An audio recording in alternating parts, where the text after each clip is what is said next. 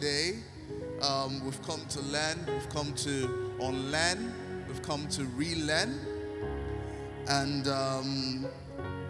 our first speaker is going to speak to us on understanding who you are for better choices and decisions.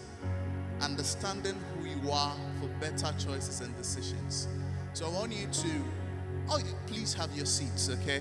I want you to pick up your notebooks and your pens and get ready to write something down. Get ready to learn something, okay? A short pencil is better than a long memory. So you want to write something down, right? Before we come, I want to read a little. Before our speaker speaks to us, I want to read a little profile about her, and then, how many of you are excited? Wow, okay. So, Errama Arkurst is a licensed practicing counselor and the founder and manager of Tikva Hope Sanctuary, located in North Laboni. She is passionate about the holistic well-being of children and adolescents, with a strong focus on mental health, emotional support, and behavioral care. She holds an LLB, an MSc in communication, and a master's degree in pastoral care and counseling. In addition, she has pursued further studies in child psychology, mental health, addiction and recovery, and safeguarding children, equipping her with the knowledge and skills to support young people like us in diverse ways. Errama is licensed by the Ghana Psychology Council and is a member of the American Counseling Association, the Ghanaian Association of Christian Counselors, and the Ghana National Association of Certified Counselors. With specialized training in temperament-based counseling, she focuses on helping young individuals navigate mental and emotional challenges by considering their unique biological, psychological, social, and cultural backgrounds. Her compassionate and empathetic counseling style allows her to build deep trust and connection with her clients, guiding them through difficulties and empowering them to overcome obstacles. Currently, through Tikva Hope Sanctuary, she works in collaboration with specialists, schools, and families to provide comprehensive and holistic interventions that nurture resilience, healing, and growth in young people. So with a standing ovation and a round of applause, we want to welcome Errama Arkurst. Oh, you can do better. You can do better. Do I get it?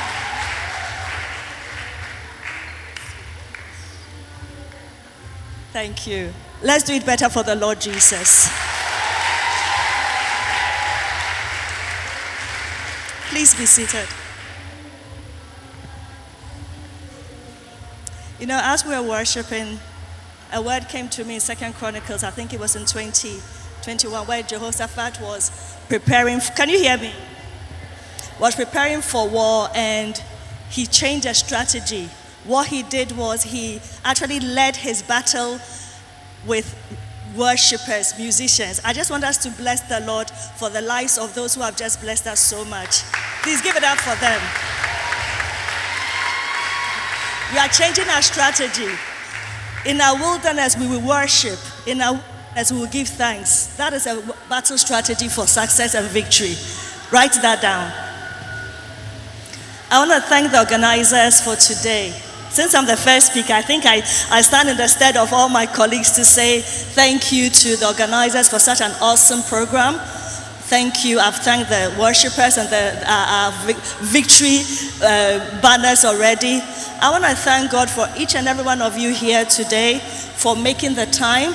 I know that the time has, a bit far gone, but I know that you bear with us because it will be worth it. But the last but not the least, to all Motowners, give it up for yourself. I am biased like that because I'm an Accra. So I want to thank you for making time to be here. I'm really grateful for that. This session is going to be very interactive, okay? We're just going to teach ourselves, we're going to learn.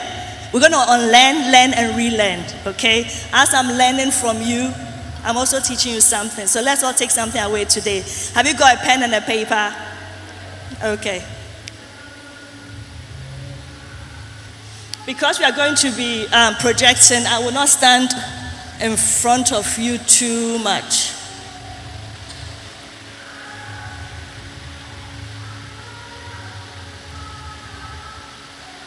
How many of you know what the word wilderness means? Or what does wilderness mean to you? I said to you, organizers, I'm going to need someone to pass a mic round, a couple of mics round. So can we have some spare mics, please? What does wilderness mean to you? Anybody? Okay.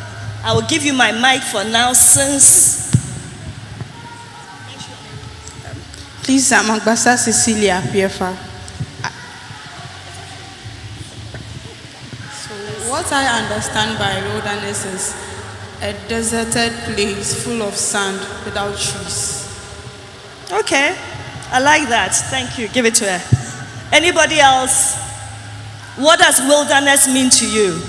In your own words, what does wilderness mean? I won't ask you, you are too smart, so I'll stick with the younger ones. What does wilderness mean to you? Can I pick? Me, I'm unbiased like that too. Can I pick? I should pick. Please. Okay, I have one here. To me, wilderness means the darkest parts of your life. Okay. Where it seems like all hope is lost.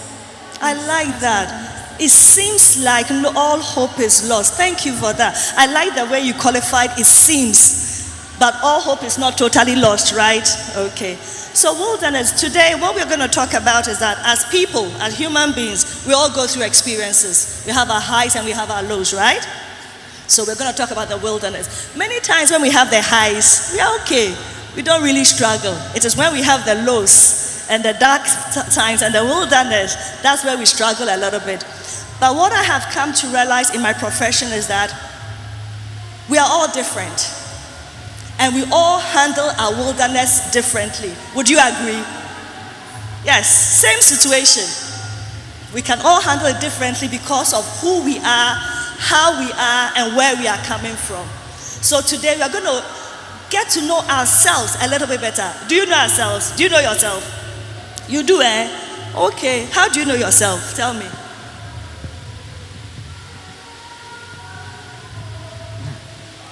I know myself as a lady growing up, having development processes and hoping to learn more.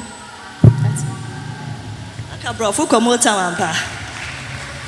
So, okay, we are going to learn a little bit more about ourselves so that when we get to the point or in the space of wilderness, we are making more informed choices and decisions because we know ourselves better.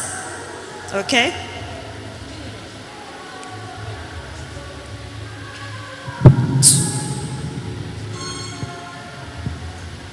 This one is.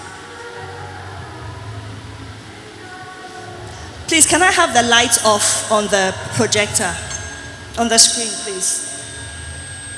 I need some darkness, please.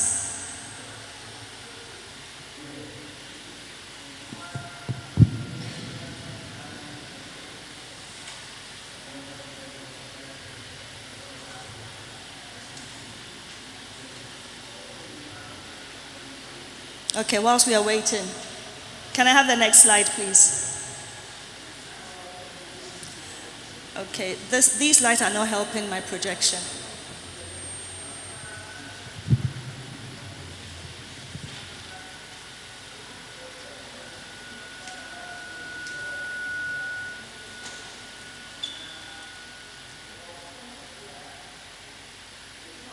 May I please have the next slide?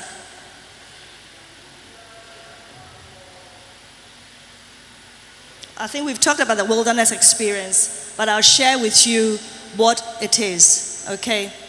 In the wilderness, we talked about it. We talked about darkness, seemingly no hope, yeah? So it's a place of downcast, a place where we struggle, a place where we are searching, we are finding, we are looking to see if we can find any answers, okay? So we face obstacles, sometimes uncertainties, and sometimes some really difficult times. It's also a place where we can grow. Do you believe that? Do you believe that sometimes when adversity comes, that's where we find our best ways to grow? It is. So we develop a resilience, because when a problem comes and we are able to overcome it, next time it comes, won't we be better at it? We will be better at it. So we would have grown, would have gained some resilience. We become aware of ourselves. Okay, last time I reacted this way. Okay, this time I won't react this way. I'm self-aware. And self-awareness in life is so key to success, to victory, to development. Self-awareness. And then you learn new skills. If you got a article caught you last semester, and you don't want article to catch you next time because of, you have to find new ways of learning or new ways of doing better, right? Personal growth. You actually discover your strengths and your weaknesses. We all have strengths, we all have weaknesses. Every human being has strengths. Every human being has weaknesses. Some more than others, but primarily every human being has weakness. Are we in agreement with that? Everybody. Nobody's perfect. We live in a broken world, imperfect world, so everybody has weaknesses.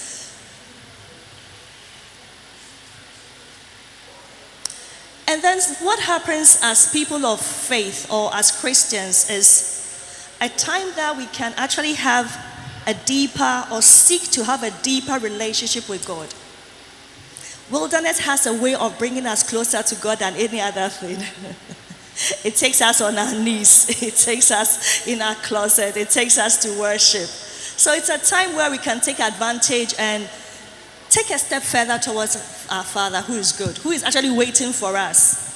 Okay? But don't say that God brought the wilderness, so it's just part of life. Okay? But He uses that to draw us closer to Himself. It's also, we've talked about it, you take time to think about our problems, our situations, our hopelessness, our darkness, and then we learn to pray more, we learn to seek more.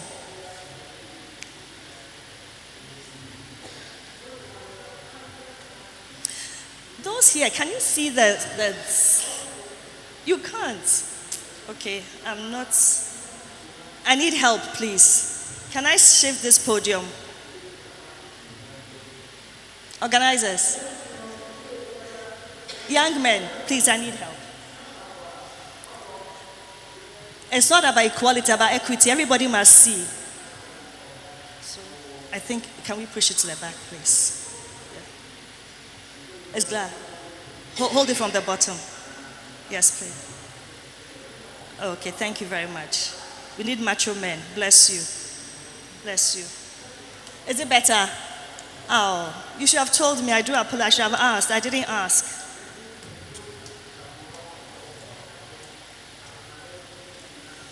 As human beings, as I said to you, we are getting to know ourselves a little bit more better. There are things in life that influence us, not the social media influencers, but in life, there are things that influence us. Our biological state, are you male, are you female? That's an influencer. Your genetics, do you look like your daddy, do you look like your mommy? That influences us. Our sex, that influences us. Our physical structure, are you tall, are you short, are you dark, are you fair? That also influences us. So we have our biological state influencing us as who we are. She said, I forgot your name, but he said that you are a lady, okay? Why did you say that? Because you understand who you are by your sex, right? Thank you. As social influencers, family dynamics, one-parent family, dual-parent family, mixed blend families, living with caregivers, family dynamics, they influence us. Relationships, key for us in this sector, they do influence us greatly. All our relationships influence us. Our socioeconomics, which part of the social ladder, economic ladder that we find ourselves on, that also influences us. Cultural, our belief systems, our perceptions, our practices, they influence us. Our religion, our faith, our spirituality, our value systems, they influence us.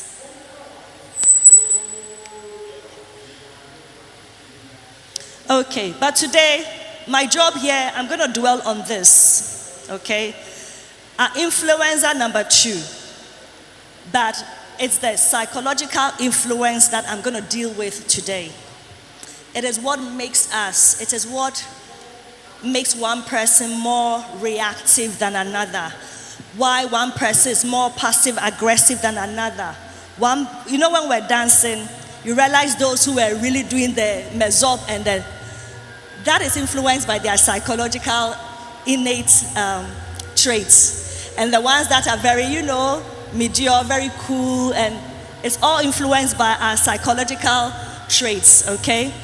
Our thoughts, how we cope with situations, how we cope with stress, how we cope with anxiety, all comes from our psyche.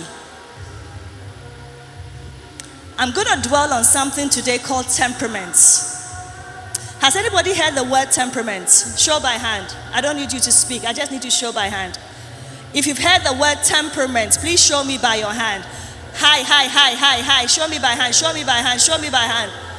Okay, thank you. Thank you. About 1/5%. Thank you for that. I appreciate that. So once that you've raised your hand, I saw a lady here raise her hand. Please tell me what temperament is. Thank you very much. So, temperaments are basically the innate characteristics that everyone has that influences their behavior, and there are 4 or 5 main types depending on where you're coming from. Thank you.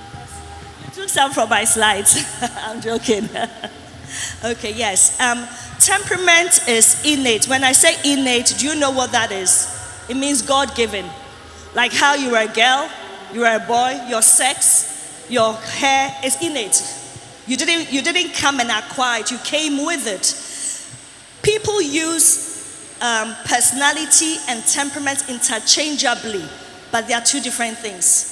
Your temperament is innate, born with, cannot be changed, but can be influenced.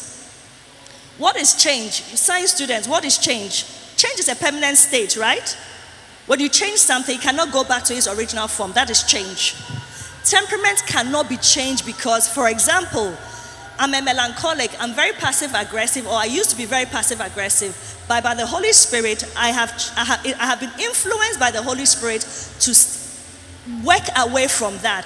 If I stop relying on the Holy Spirit to help me, I will go back to what I used to do. Are we all in agreement? So influence is continuous. Something has to continuously affect you for the influencer to make a difference or a change. Okay, no, I shouldn't use the word change because it's not a permanent state. Okay, so temperaments cannot be changed. It can be influenced. Okay, I'm dark. If I was to use lighting creams, I can change my color, right? Are we in agreement? But if I stop using the lighting cream, what will happen?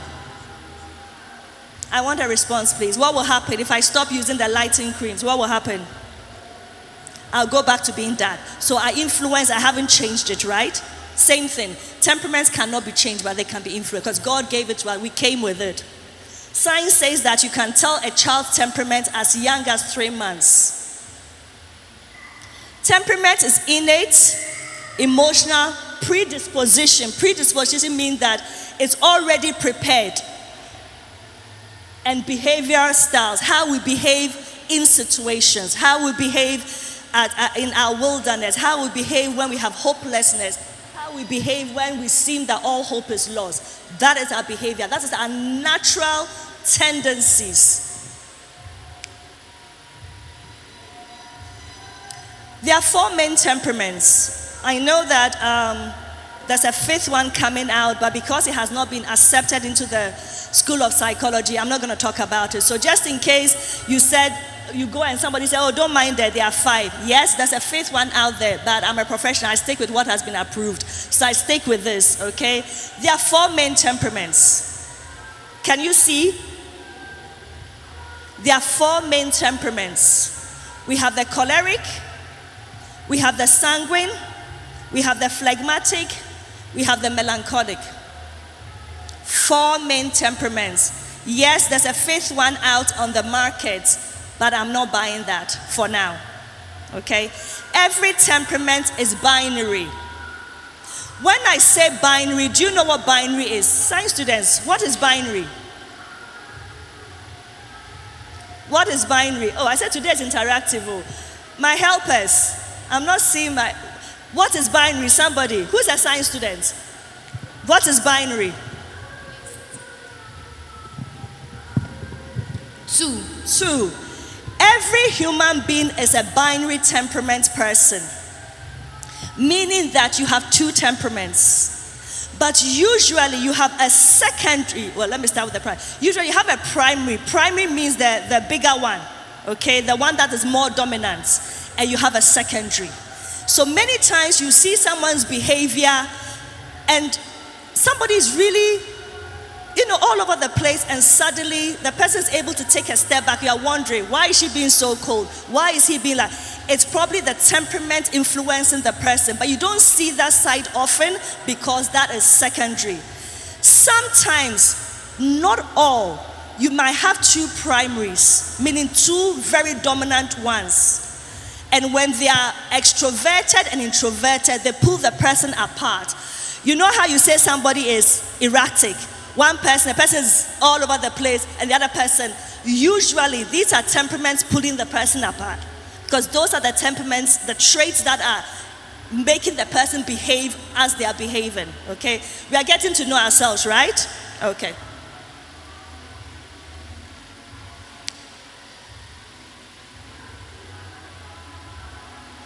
We'll start with the known. We all know the word introvert, do we? We know the word introvert. Okay, we are all going to, who is an introvert, or what is an introvert? All of us, what is an introvert? Come on, I want to hear you. What is an introvert? If you don't know, ask your colleague sitting next to you. What is an introvert, or who is an introvert? Oh, you have the answer. Okay, shout. Should I give you a mic? Okay, so shout. Thank you. I have one at the back. An introvert is basically a person that's not really outgoing, is really just more to themselves, and they don't interact with others that much. Thank you. Introverts are usually, I say introverts, eh? Okay. Introverts are usually keepers to themselves, they don't like to be in the front too much, they're always behind the scenes, that kind of people. And then we have the extroverts. Who is an extrovert? Now that our lady has given us introvert, we should know the opposite. What is an extrovert, or who is an extrovert? I'll pick on you.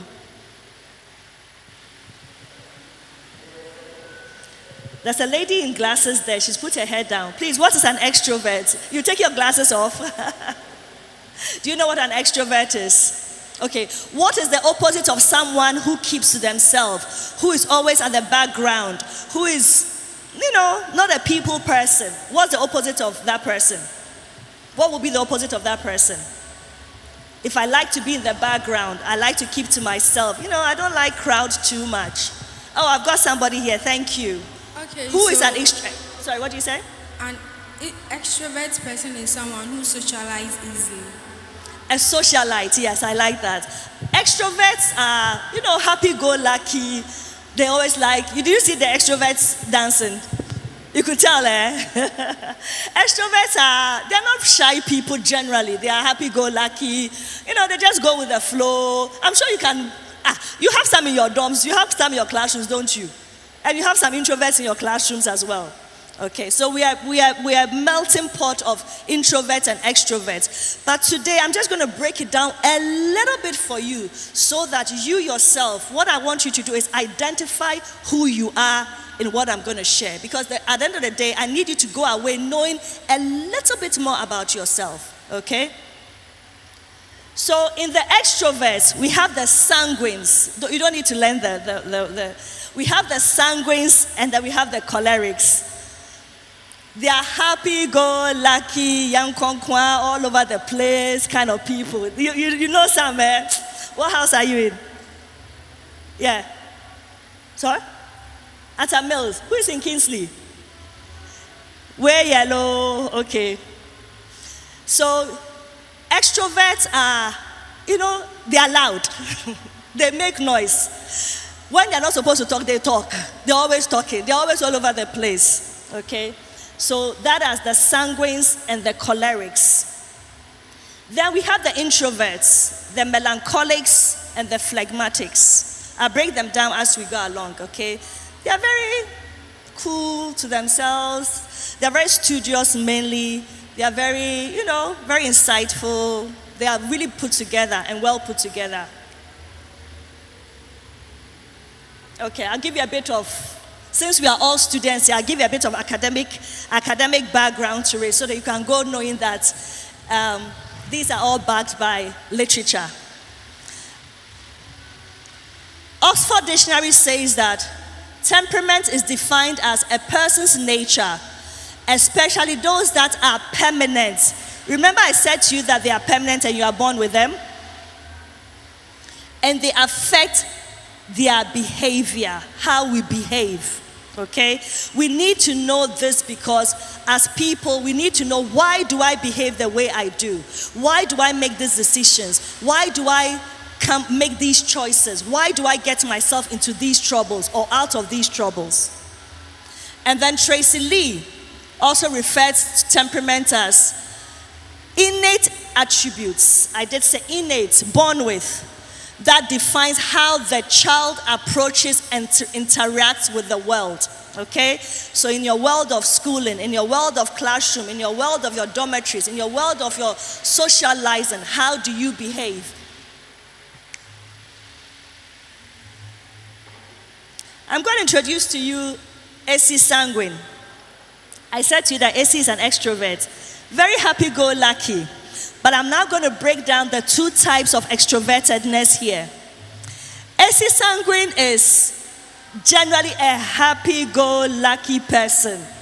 No wahala. I mean, AC doesn't have any problems. She's very flexible. I'm sure you know some friends like that. Very forgiving. You can be upset with her today, tomorrow she's okay about it. She's sociable and outgoing. Very enthusiastic and very optimistic. You know, when you have a party or you are doing something and you want it to be nice, you have to have a sanguine. If you don't have a sanguine, the thing won't jam. But as I said to you earlier on, every person has strengths and weaknesses. So I'm going to share the weaknesses with you. Because AC Sanguine is a happy-go-lucky generally, she is easily distracted. She's a kind of person, she's been asked to do one thing, and the next time somebody calls her, she's forgotten she's doing one thing and she's all over the place. You ask her, I thought you were doing this, she's forgotten. Because of her nature to be all over the place, she's not able to concentrate a lot. Anyone here like that? She's very impulsive. Essie will not think and just either say, buy, or do. I mean, she will do the action before she will think about it, generally. And she's a talkative. Because her predisposition is to be happy, she always finds the need to make herself happy and others happy. But it's a weakness, because what happens is that she's not concentrated, she's always talking, she's always... Teachers, are you picking it on this? Please, so it will help you. Okay, so, and then she struggles with focus and commitment because of her general predisposition of happiness and, So I've introduced you to AC Sanguine. If you are sanguine, please write it down because it will help you.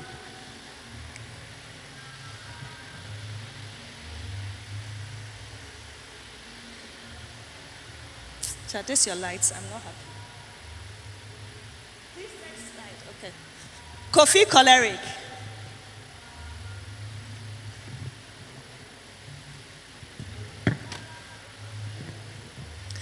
Now I'm introducing you to coffee choleric. Cholerics are also energetic, out there, out there. But theirs is a little bit different. Cholerics are people persons, but they are very purposeful. They are very aim-oriented, objective-oriented, and busybodies, multitaskers. So you realize that you have a sanguine who is an extrovert and a choleric who is an extrovert, but their purposes are different. Sanguine is happy-go-lucky, no aim, no objective. Choleric, on the other hand, is very purposeful, very objective, goal-oriented, and a multitasker. They have a lot of energy to do a lot of work. So if you need a project to be executed, you need a program to be organized, give it to a choleric. It will be done to the T, okay? Because they have a lot of energy. They will get the work done, okay? They are assertive and they are very decisive. If they say that this podium has to be here, trust me, lie, don't move it. They have planned in their head, this is where it's supposed to be, it works. They are very, very assertive and very decisive. They are multitaskers. They are goal-oriented, high achievers. But they have a weakness, as I said. They are very aggressive. Because of their nature to succeed, okay, they are very aggressive, very domineering, because they have planned in their head where the goal is, and they are not willing to move, because they need to achieve. In their mind, that is how they are going to achieve. Okay, but that is a weakness because they are not flexible, they are not able to collaborate, as it were. Okay, they are impatient. Eesh. When a choleric wants something, information, something, asking you for something, it doesn't come today. It's like the whole world has come to an end. They are very, very impatient and very insensitive. Insensitive because a choleric does not really care how you feel. A choleric, Kofi all wants to know is that I'm getting it done. I'm getting my mark. I'm getting the project done. I'm getting the program going. So I don't really care, or he doesn't really care how you feel. Okay, you're upset. It's okay, he can deal with that. All he needs to do, make sure that whatever he's been tasked to do, or whatever the aim is, he's achieving it. So that's choleric for you. So if you're a write it down. Because we are going to blend them I told you that everybody is a binary, so we're going to blend them. So write it down if you are this. So I've shared with you AC Sanguine, who is a happy-go-lucky extrovert, and Kofi Choleric, who is a purposeful extrovert, goal-oriented extrovert. Yaya Melancholic. Yaya Melancholic is very analytical. Very, very smart, very sharp, very insightful. Yaya Melancholic can actually perceive the room and judge and give you an answer you ask her for, because they are very perceptive like that. Because they are also detail-oriented. They want all the T's crossed and all the I's. They are very, as I say, pepe. They put their belt on, they tuck in their shirt. At the end of the day, if I want to see a melancholic, at the end of a school day, look at those who have their shirts tucked in with their belts, the girls with their belts on, they are neat, they are not dirty. That's a melancholic for you. So prim and proper. They are usually prefects. In my time, most of the prefects we had were a blend of choleric, melancholic, or melancholic, choleric, mostly. You hardly find a sanguine being a prefect. On our rules, no nibi. Okay. But Yaya has weaknesses as well. Because of her perfectionist nature She's always overthinking. She's overthinking. She's always thinking.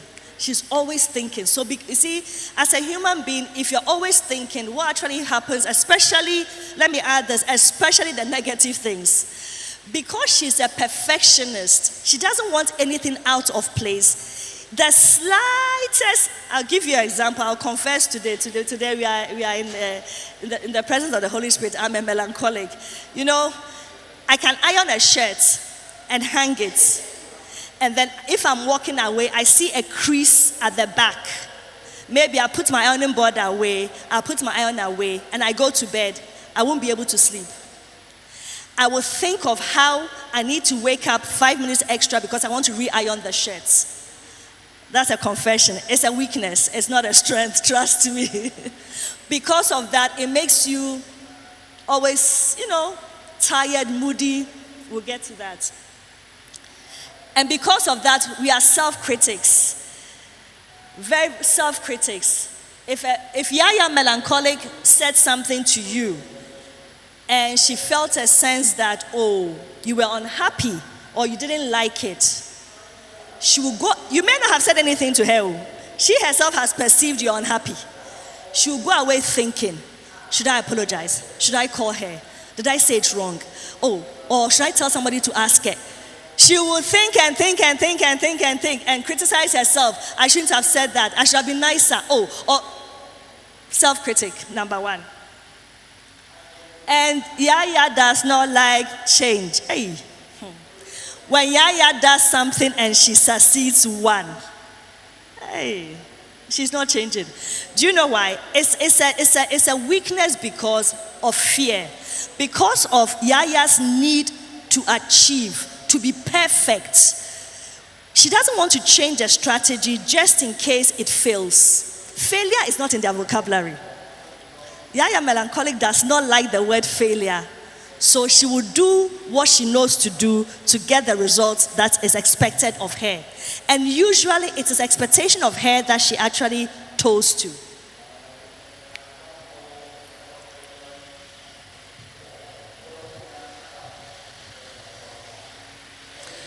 Kojo phlegmatic, another introvert. Kojo is so calm, very composed. He's not ruffled. There can be some giddy going here. He's chill. He will not participate. He will not add his voice. He will just he's cool. People say that phlegmatics are lazy. They are not lazy. They are just naturally not motivated. But they are good listeners. Kojo can listen to your problems from beginning to and make you feel that you are being heard. And very adaptable and tolerant. It can be a weakness sometimes, but phlegmatics are adaptable. Look, if you say, you know what, all of you, move and let one phlegmatic come and sit. Kojo will just get up, will not argue, will not ask questions, will just come and sit quietly. Don't, lights out. What time is lights out? 9:30. When lights out is 9:30, by 9, Kojo is ready. He's ready to he doesn't want to get into trouble. He's ready to get into bed. Don't talk in class. He won't even mind you, Po. You can be dying. Kojo won't mind you. So that's Kojo phlegmatic. But they also have a weakness. They are very laid back. People say lazy, but I say laid back. They're very passive. They take their time. If you want something from a phlegmatics are not ones to do programs with. It doesn't work. Because you will not get the information. You will not get the setup. He will do it at his own time. Okay, so that is his weakness. He lacks assertiveness. Even when Kojo phlegmatic is being disrespected, he just takes it. Have you noticed that there are some friends that you at the back can notice that he or she is being taken advantage of or being disrespected, and the person is still in the relationship? You are wondering, why can't he see? Can't she see? Have you seen some before? That's a phleg. A phlegmatic is very tolerant to a fault. So it's a weakness. Because of that, people take advantage of them a lot. It's a weakness.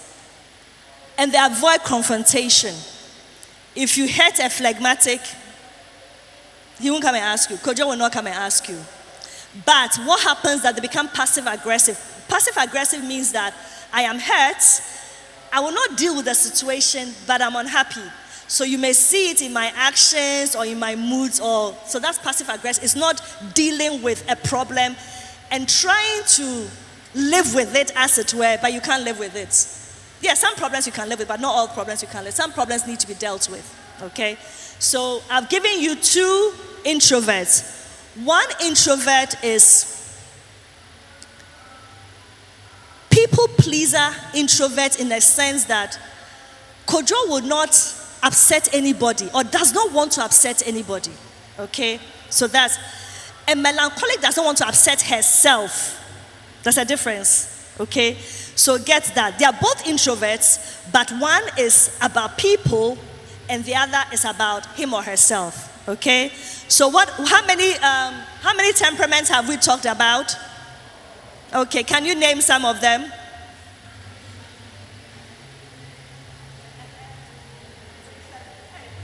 Okay, well done. And then how many categories are they under? The first one is, and the other one is? Well done, thank you for that.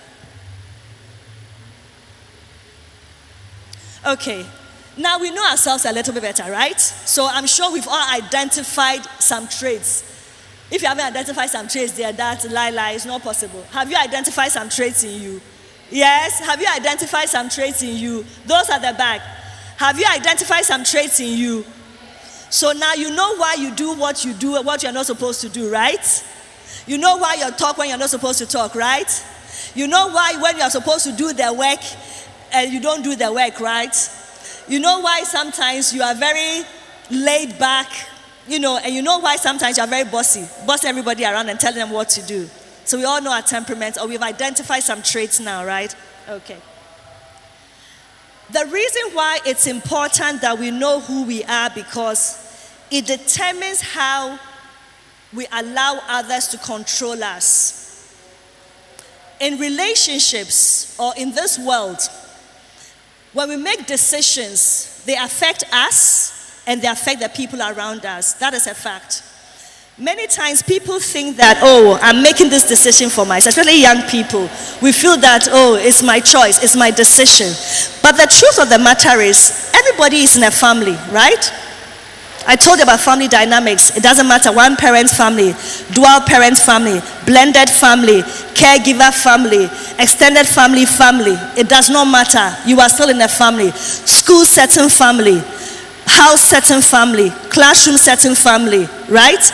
You are in a community. Am I right? Would I be right to say that even in the house, if you have house inspection and one person makes a decision not to do what he or she is expected, the whole house might fail, right? So it does affect, so your decision, my choices affect somebody else, right? Are we in agreement? Okay. Oh, no. Go back, please. Okay. I'm just going to give you a scripture. As I say, put in your kotodre, write it down. In Matthew 7:6, it says, "Do not give dogs what is sacred. Do not throw your pearls to pigs. If you do, they may trample them under their feet and turn and tear you to pieces." This is so profound, eh? It's got to do with the value we have in us that we don't recognize, and we let others use it against us and for their advantage. Every one of us has value. Every one of us have something God has put in us. But unless we recognize it and we protect it, others will trample over it. You know that? Okay. That's why we need to understand and set boundaries. Who knows what boundaries are? Boundaries. Who knows what a boundary is? What is a boundary? Or what are boundaries? Okay. Since I'm not getting any volunteers.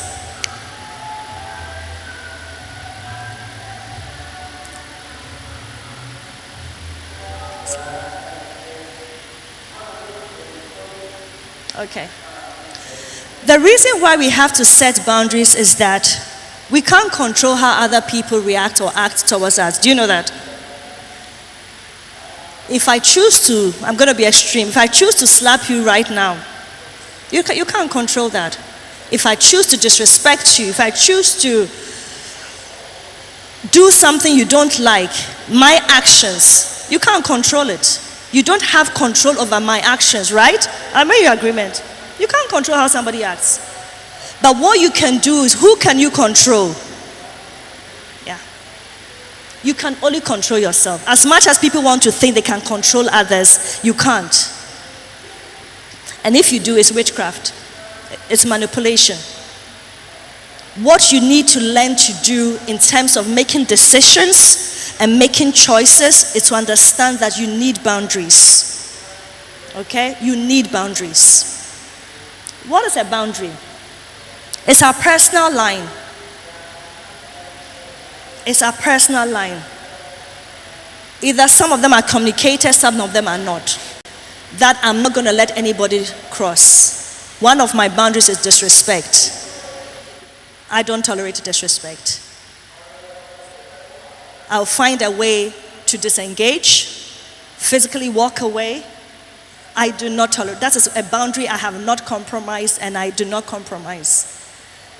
So you need to find out in your life the areas you need to protect and set a boundary. All boundaries. The reason I brought the temperaments out is because we are all different. You might be a melancholic, very composed. You might have a friend in the dorm who is a sanguine, who is always in your face, always doing things. You might have a choleric who is leading and disrespecting, who is, as you know them. But it's up to you. It's up to you. It's up to you to make sure that you have boundaries. When I talk about boundaries on itself, is a whole one-day topic. So I'm just going to rush through it. But I'm going to stress, it has to be healthy boundaries. Because some people have boundaries, but they're not healthy. But today we are sticking with healthy boundaries, okay? Boundaries mean that this is the line. This is my line. You do not cross it. Let me give you a simple one. I was at a bank in front of the teller, and somebody came behind me to talk to the teller whilst I was in front of the teller. And I was like, okay, that is my personal space, because personal space is boundary as well. I'm like, this is my personal private space. You can't cross and talk to the teller. He was trying to justify why he felt that he could talk over my head and talk. And I said to him that you can't do that. This is my space. I'm in front. Until I leave, you can't talk to her. That is my personal space. That is my boundary. And I'm not going to let anybody cross it. Because whatever transaction I'm doing is my personal transaction. That is not supposed to be privy to anybody else. So that is a boundary. So we need to identify areas in our lives, especially where people are more likely to trample over, take advantage of us, and set a boundary or some boundaries. In schools, we have boundaries. They don't call them boundaries, they call them rules. Why do we have rules? This one, everybody should be able to tell me. Why do we have rules? Serious, why do we have rules? Please, to maintain peace and order in the community or an area. So order, yeah? Peace and order. Okay. Do you know rules also protect us? I know students don't usually believe that rules protect them, but trust me, rules do protect us or protect you. When you're a student, you don't think they do, but they do. When you put a boundary, it is not against anybody, it's to protect you. Okay? You need to learn to say no. Do you know no is a boundary? No is a boundary. Many times you find out that phlegmatic doesn't know how to say no, and that is a problem. Sanguines don't know how to say no, and that is a problem.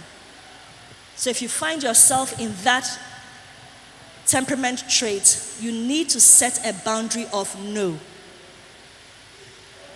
No, don't touch me. No, I can't do this. No, I can't give it to you. No, I can't take this. No, I can't go with you. You need to learn to say no. It's a boundary, a very healthy boundary.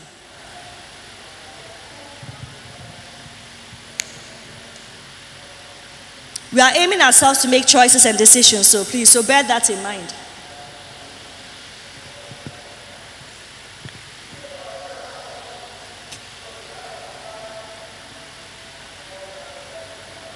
Okay. We now know how AC Sanguine behaves. We know that she is not the most, put together person, okay? So she needs help in her boundaries. A sanguine should learn how to say no without feeling guilty, because sanguines always feel a sense that I will have to make you happy. He has to be happy. She has to be happy. So saying no makes her uncomfortable. But we need to learn how to say no, especially if you're sanguine. Especially if you're sanguine. So when making choices, you're making decisions, and they are not in favor or favorable to you, or they are working against you, or they will get you into trouble, or they will not get you to where you need to go, or your objective or your aim, no, it's a boundary.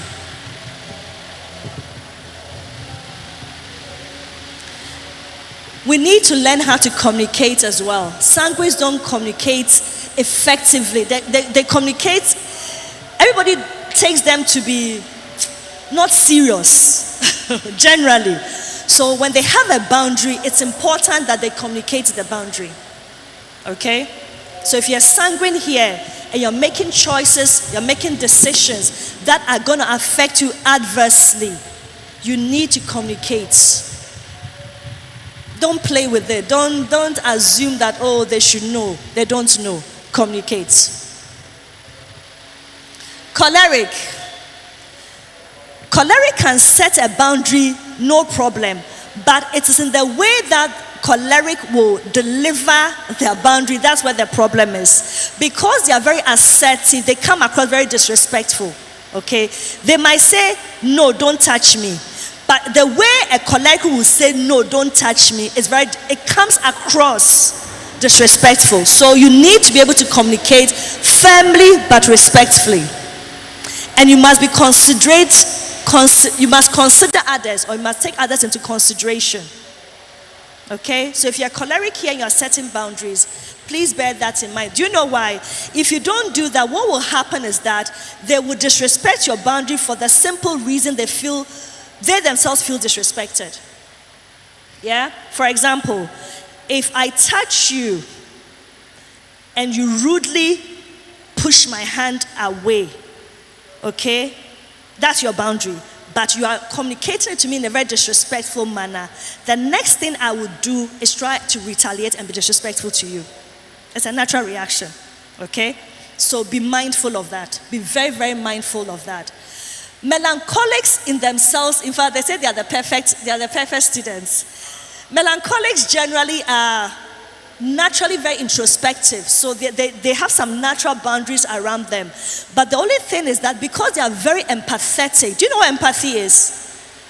They always think of other people, they always feel bad for people, let me put it that way. So because of that, they are emotionally vested. A melancholic will go out of her way. Yaya will go out of her way and invest. And usually it's emotional investments. So they don't know how to separate their emotions from those of others. So their boundaries are usually emotional boundaries. They need to set emotional boundaries. Because Yaya is a kind of person that after she's invested in you, her emotions, if you don't reciprocate, her heart is broken. Because she's an empath, she's empathetic. So a melancholic should set emotional boundaries. Very, very key. If you're melancholic, learn to set emotional boundaries, meaning that, yes, I can help you, I can give you, I can share, but I'm not going to be emotionally vested. Or I'm going to be emotionally vested to a degree. I must set a limit. Or I must set the limit where people expect my emotions to be invested. Does that make sense? Phlegmatic, their boundary is assertiveness. That's one of their major problems. They are not able to assert themselves, so people take advantage of them. They need to set assertive boundaries. They really, really do. They need, if you find yourself as a phlegmatic that people take advantage of, they take your soap, they take things, they start even taking without even asking you because they feel entitled, because you have created the conduciveness that they can take. But meanwhile, you're unhappy. Okay? Somebody can just maybe go into your trunk and just take something. But you're unhappy. But because of your phleg nature, you just deal with it. Set a boundary. Okay? And set it and be assertive. No, you can't touch this. Please ask me first. I don't want to share with you. I cannot share with you. Okay? I cannot go with you. I cannot do this with you. Choices and decisions is up to you.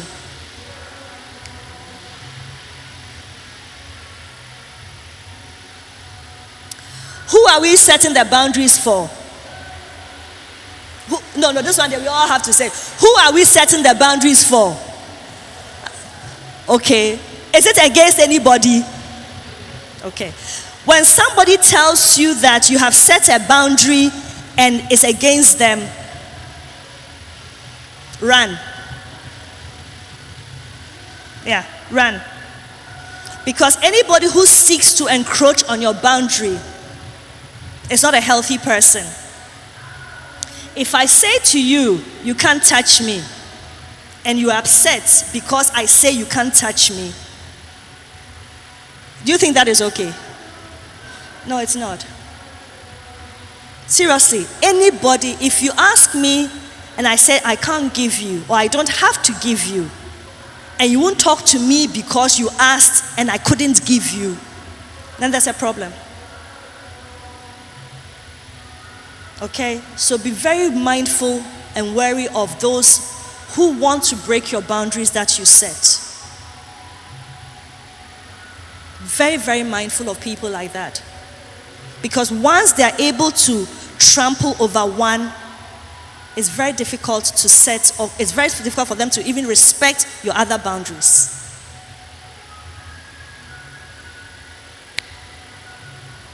Okay. Choices and decisions. Since we are students, it's important that we bring a bit of learning into this. I thought it was important to bring learning. What does the Bible say about learning? It said, let the wise listen and add to their learning, and let the discerning get guidance. Write it down.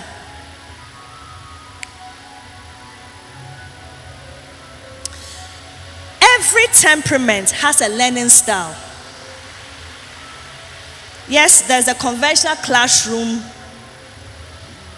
board kind of thing. But to thrive, do you know what thriving is? Do you know what thriving is? Teachers, please, do we know what thriving is? Hey, I have some. Yes, please. What is thriving?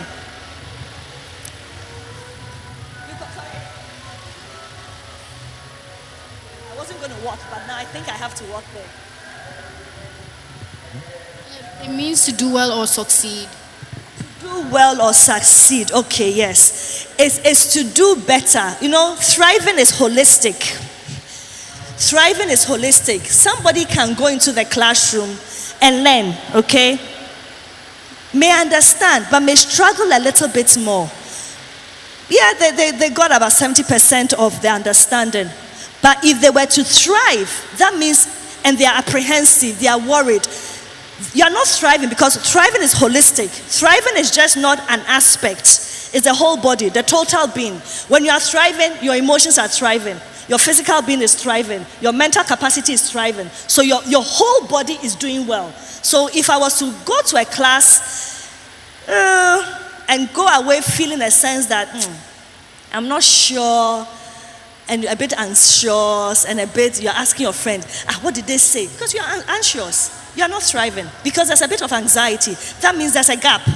Okay? You got some, you didn't get all. So thriving is totality, wholeness. Okay? Thriving is wholeness, totality. So for our children or for the students to have totality and thrive, phlegmatics are more hands-on, tactile.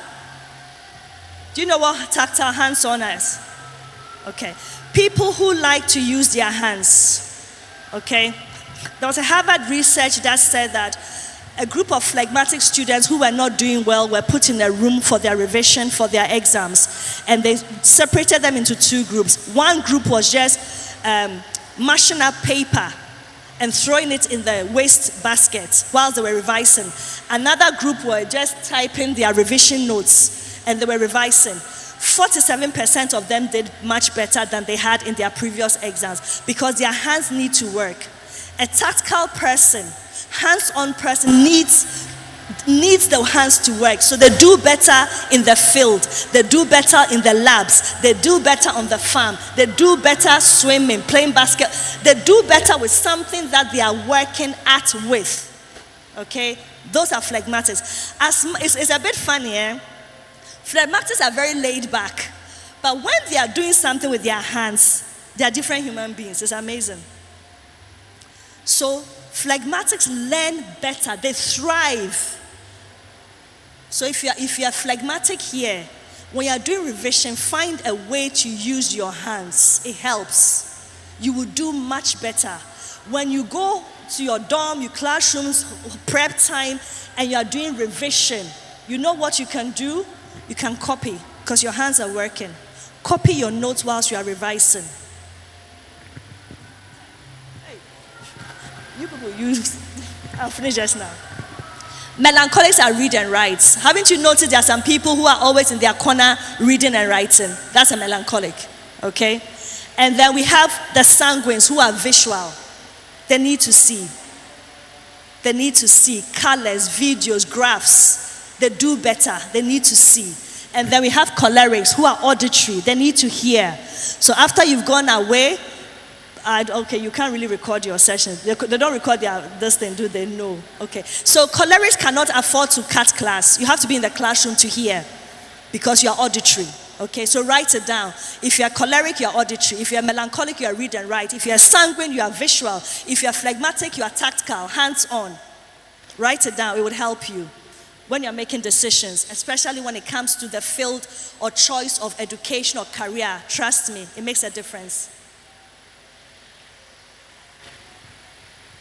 Now that we are self-aware, okay, now we understand our temperaments a little bit better, right? Wave your hand if you understand your temperament a bit better. Have you identified your temperaments so you know who you are a little bit better? Okay, that's good. Now you know that there is a need for you to set boundaries, right? Do you think it's important to set boundaries? Yeah? Are we in agreement? Hey, this one I want a loud one. Are we in agreement that we need boundaries? Yeah. Are there boundaries against anybody? No. Who are they for? Well done. Okay. Now we are self-aware. Write the Bible, Psalm 139, 13 to 14. Okay. Next one, please. My time is up. Choices and decisions. That is where the crux of it is. The word of God tells us that he has given us a choice. You can choose. You have a choice. You have a choice to set boundaries or not. You have a choice to understand who you are or not. You have a choice. Your choice and your decisions at the end of the day are up to you. Look, your parents can send you to school. You can choose not to learn. It's a choice. You may think that they made the ultimate decision. Yes, but at the end of the day, if you choose not to, if you're a sanguine and you choose not to sit down and buckle up and learn and you're all over the place, it's your choice. Are we in agreement? So who does the choice and decisions rely on or are based on? Who makes the decisions and choices when it comes to the nitty-gritty of our lives? I cannot hear you. Who makes the decisions and the choices for our lives? So we have a responsibility, right? Okay. Thank you. I think I'm done. Okay. Thank you. If you don't take anything away, please ask for your temperament traits. They take it away from me. Boundaries, take it away from me. Say what? No. Thank you.